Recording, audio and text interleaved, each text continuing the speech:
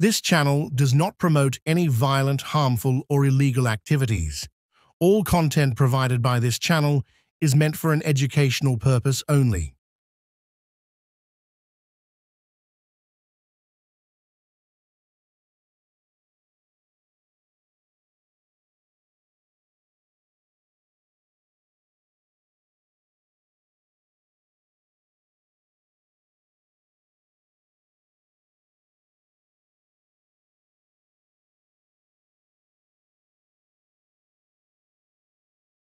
হঠাৎ করে দেখছি যে করোনার প্রকোপ বাড়া শুরু হয়ে গেছে। বোম্বে, দিল্লি, তারপর আমাদের কলকাতাতেও কিন্তু করোনার পেশেন্ট ধরা পড়েছে। তাই এইখানে পশ্চিমবঙ্গে যা হেলথের ব্যাপার, তাতে কবে মুখ্যমন্ত্রী এটাকে ইমার্জেন্সি ঘোষণা করবে না করবে সেই দিকে না গিয়ে আগে থেকেই আমি প্রোটেকশন নেওয়া শুরু করেছি। মহারাষ্ট্রে এত করোনা বেড়ে গেছে, তার জন্য আমাদের বাংলাতেও করোনা হচ্ছে। তাই জন্য আগে থেকে সাবধানতা নিজের ইয়েটা সুরক্ষা রাখাটা ভালো।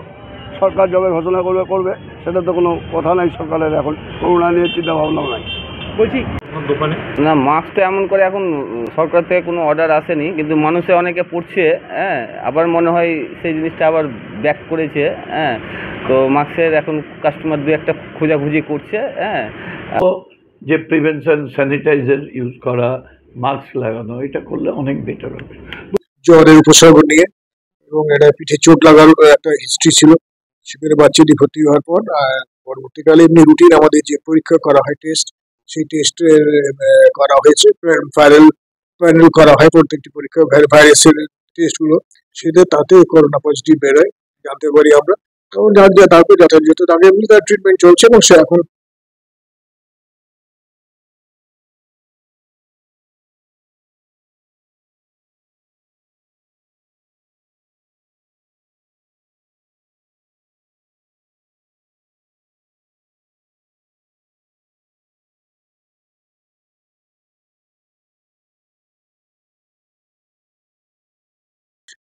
শিশুটি 24 তারিখে ভর্তি হয়েছিল এবং তার একটা অন্য কারণে ভর্তি হয়েছিল এবার কিছু জ্বরের উপসর্গ নিয়ে এবং এটা পিঠে চোট লাগার একটা হিস্ট্রি ছিল। সেখানে বাচ্চাটি ভর্তি হওয়ার পর পরবর্তীকালে এমনি রুটিন আমাদের যে পরীক্ষা করা হয় টেস্ট, সেই টেস্টের করা হয়েছে। প্যানেল করা হয় প্রত্যেকটি পরীক্ষা, ভাইরাসের টেস্টগুলো, সেটা তাতে করোনা পজিটিভ বেরোয় জানতে পারি আমরা। তখন তারপর যথাযথ তাকে এমনি তার ট্রিটমেন্ট চলছে এবং সে এখন ভালো আছে। আগে কালকে ছিল পিআইসিইউতে, সেখান থেকে সে আবার ইমপ্রুভ করেছে এবং তাকে এখন সাধারণ বেডে, পেডিয়াট্রিক বেডে নিয়ে যাওয়া হয়েছে। স্যার, জেলায় কি এই প্রথম না আরো হয়েছে? জেলায় কি করোনা পজিটিভ? না, এইটাই মানে এটা একটা ইনসিডেন্টাল ফাইন্ডিং।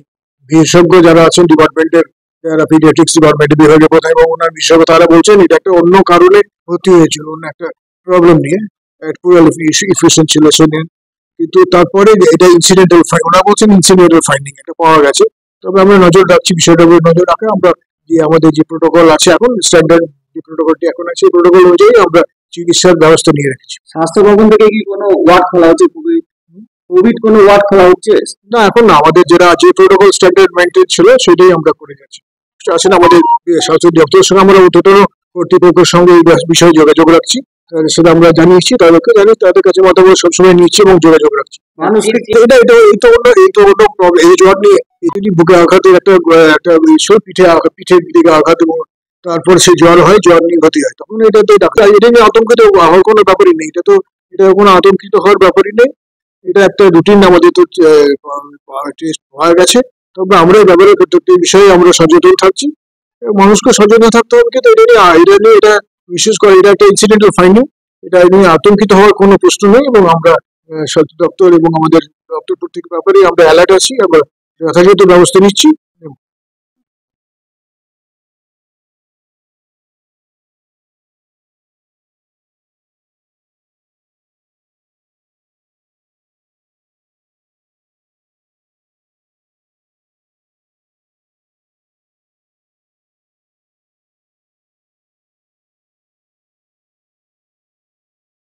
করোনার যে ভাইরাসটা আছে সেটা কিন্তু আমাদের শুধু রাজ্য জেলা বলে না, সারা পৃথিবী মারছে। ন্যাচারালি এটা দেখে ওয়ার্ল্ড হেলথ অর্গানাইজেশন, তারা যেভাবে গাইডলাইন দেয় দিল্লি সেইভাবে গোটা রাজ্যে দেয়, আর রাজ্য সমস্ত জেলাগুলোকে দেয়, এবং পৌরসভা পঞ্চায়েত সব জায়গা হয়।